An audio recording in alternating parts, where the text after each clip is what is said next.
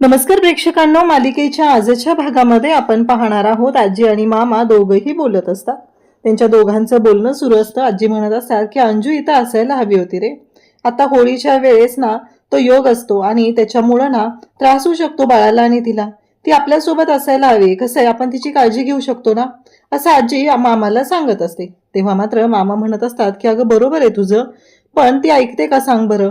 आता आपण तिला बोलवलं तर ती येणार आहे का.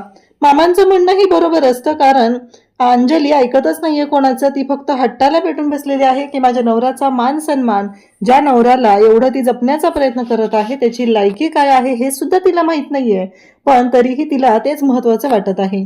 जेव्हा कळेल की आपण ज्या माणसाला देव म्हणून पुजतोय तो देव नसून राक्षस आहे, तेव्हा मात्र अंजलीची अवस्था कशी होईल हे मात्र खरंच खूप भयानक आहे. त्याचबरोबर इकडे अर्णव बाहेर आलेला असतो आणि अर्णवच्या कानावरती ते शब्द पडतात.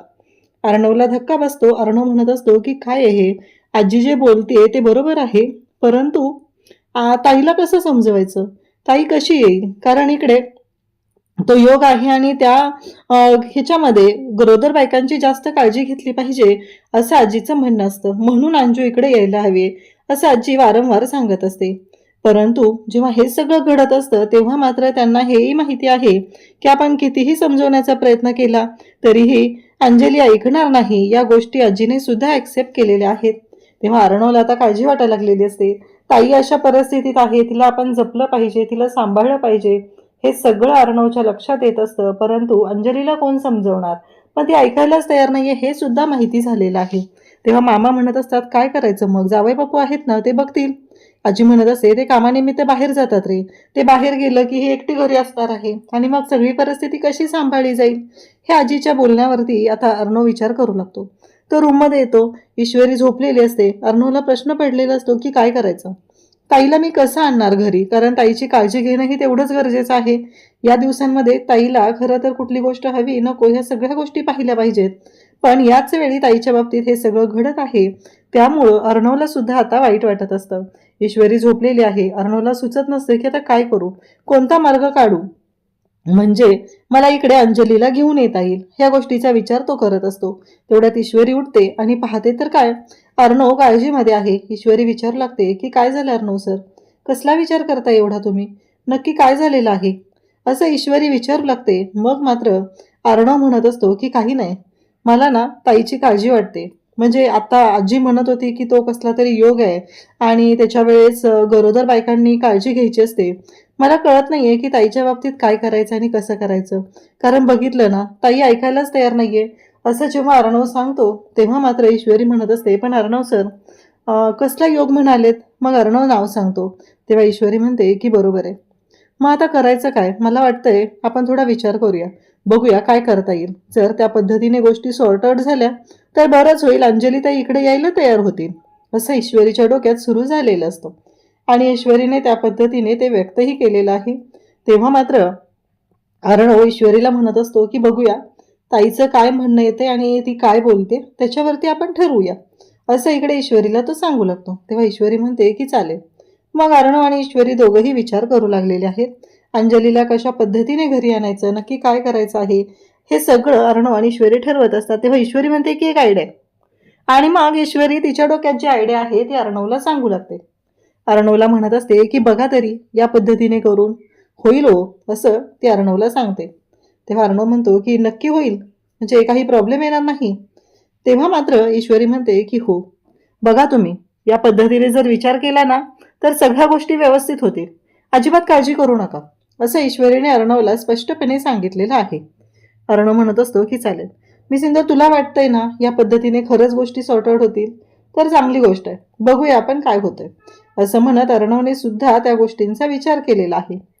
इकडे अर्णव राकेशला कॉल करतो.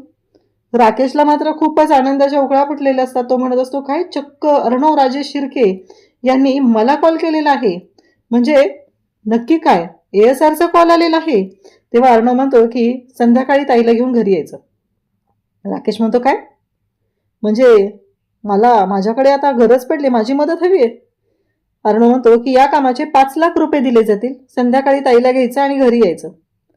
अर्णव म्हणतो की नाही जमणार, सॉरी राकेश म्हणतो की नाही जमणार, मी नाही येऊ शकत 5 लाख रुपये घेऊन.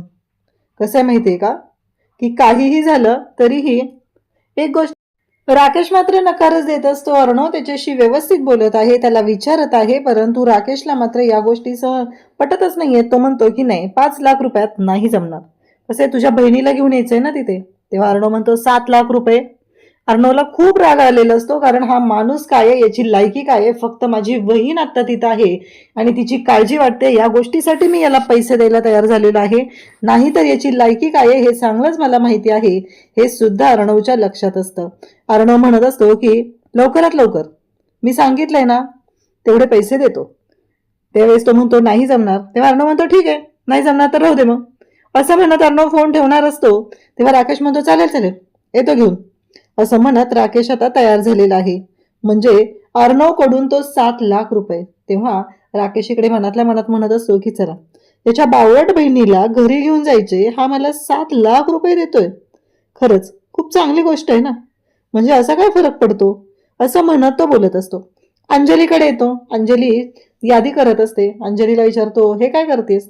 तेव्हा अंजली म्हणते की पुरणपोळ्या बनवूया ना, त्याच्यासाठी ही यादी बनवते.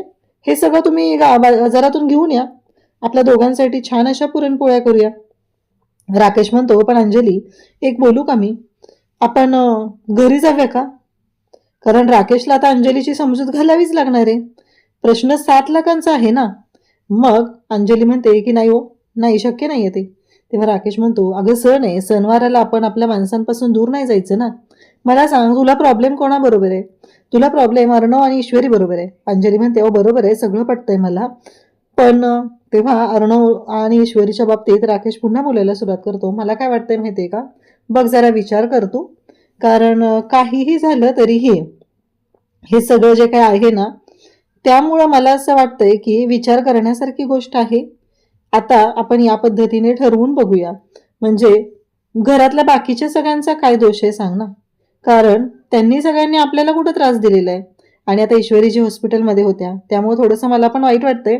आपण गेलं पाहिजे ना, आपणच आपल्या माणसांच्या मदतीला नाही जायचं तर कोणी जायचं. म्हणजे हा जो काही चांगुलपणाचा बुरखा पांघरलाय या राकेशने, तोही ते आपल्याला पाहायला मिळतो. तो अंजलीला म्हणू लागतो की आपण जाऊया घरी, त्यांना सगळ्यांना तेवढंच बरं वाटेल. आणि मग आपण तिथे गेलो की बघूया पुढच्या गोष्टी, असं तो अंजलीला सांगू लागतो. आणि म्हणतो की त्यांच्या दोघांसाठी नाही, आजीसाठी, मामा मामी यांच्यासाठी, त्यांना बरं वाटेल ना, म्हणून तरी जाव्या. अंजली म्हणते की चालेल, ठीक आहे, तुम्ही एवढं म्हणताय तर. तेव्हा राकेश म्हणतो की कसं आहे माहिती आहे का, आपली माणसं आहेत ना, मग आपल्या माणसांना आपणच नाही माफ करायचं तर कोण करणार सांग बरं. म्हणून मी म्हणतोय तुला. असं त्याचं बोलणं सुरू झालेलं असतं. तेव्हा अंजली म्हणते की चालेल. आता अंजली आणि राकेश घरी जायला निघतात. राकेश म्हणतो की काय, हिला म्हणवणं काय आहे माझ्यासाठी. 7 लाख रुपयांचा प्रश्न होता, 7 लाख रुपये माझ्या घशात, हिला काय करायचं ते करू दे. असं त्याचं बोलणं सुरूच आहे. मूर्खासारखं बोलायचं, वाटेल तसं बोलायचं, वाटेल तसं वागायचं, हे त्याचं सुरूच असतं. फायनली अंजली तयार होते होळीसाठी आता राजा शिर्केंच्या घरी जायला. राकेशच्या खिशात 7 लाख रुपये पडलेले असतात आणि तो खुश होतो. तो म्हणतो की चला, म्हणजे माझा प्रश्न इथे मिटलेला आहे. मला काही देणं घेणं नाही आहे ह्या कोणत्याच गोष्टींशी. इकडे ईश्वरी छान तयार झाली आणि किचनमध्ये आलेली आहे. डाळ शिजवून झालेली आहे, पुरण वाटायला तिनं घेतलेलं असतं आणि ती पुरण यंत्रावर पुरण बनवत असते. आता संध्याकाळची वेळ आहे, होळीला संध्याकाळी नैवेद्य दाखवायचा आहे, त्यामुळं ईश्वरीने सगळी तयारी केलेली असते. तेवढ्यात अर्णव तिथे येतो आणि म्हणतो की हे काय करतेस तू. तेव्हा ईश्वरी म्हणते म्हणजे. अर्णव म्हणतो हे जे काय तुझं चालू आहे ना, हे काय करतेस. ईश्वरी म्हणते अहो मी पोळ्या बनवते सगळ्यांसाठी. अर्णव म्हणतो तू विसरलीस का, तुला हॉस्पिटलमधून आज डिस्चार्ज मिळालेला आहे. ईश्वरी म्हणते नाही हो, नाही विसरलेले, मला माहिती आहे, मला हॉस्पिटलमधून आज डिस्चार्ज मिळालेला आहे. काहीही झालं तरीही कुठेतरी काही गोष्टी अशा आहेत ना ज्याच्यामुळे हे सगळं, असं ती सांगू लागते. तेव्हा मात्र अर्णव म्हणत असतो की बघ, म्हणजे आता सगळ्यांसाठी हे सगळं बनवायचं तुझं चालू आहे, पण तुझ्या लक्षात येतंय का तुझी तब्येत ठीक नाहीये. ईश्वरी म्हणते अहो पण हे सगळं केलं तर मला बरं वाटणार आहे ना, मला बरं वाटावं म्हणूनच तर मी हे सगळं करते. हे ऐकल्यानंतर अर्णव म्हणत असतो की हे सगळं जे काही घडत आहे त्यामुळं तुला माहिती आहे का, ह्या सगळ्या गोष्टींमुळं काय परिणाम होणार आहेत ते. आणि तुला कळतंय का हे सगळं का करतेस तू, गरज नाहीये हे सगळं करायची, असं तो सांगू लागतो. तेव्हा ईश्वरी म्हणत असते की नाही, मला वाटतंय ना सगळ्यांना बरं वाटावं, मग मी त्यासाठी ह्या पोळ्या बनवायला घेणार आहे. त्यावेळेसच ईश्वरी ऐकायलाच तयार नसते. ती म्हणत असते की नाही, मला माहिती आहे ना माझ्या माणसांसाठी काय करायचं आहे. मी या पोळ्या बनवणार आहे. एवढा हट्ट तिचा चालूच असतो. तेवढ्यात आकाश तिथं असतो आणि आकाश म्हणतो, काय झालं दादा? अरे तुला माहिती आहे ना वहिनी कशी आहे ती, नाही ऐकणार. पण मला काय वाटतं माहिती आहे का, मागच्या वेळेसारखी कॉम्पिटिशन करायची करे. म्हणजे मागच्या वेळेस होळीच्या वेळेस अर्णव आणि ईश्वरी या दोघांमध्ये पोळ्या बनवण्याची कॉम्पिटिशन लागलेली होती. म्हणून तो सांगू लागतो की आता आपण पोळ्या बनवण्याची कॉम्पिटिशन करायची का. हे ऐकल्यानंतर मात्र इकडे पाहायला मिळतं ते म्हणजेच ह्या सगळ्या गोष्टी छान पद्धतीने झालेल्या असतात.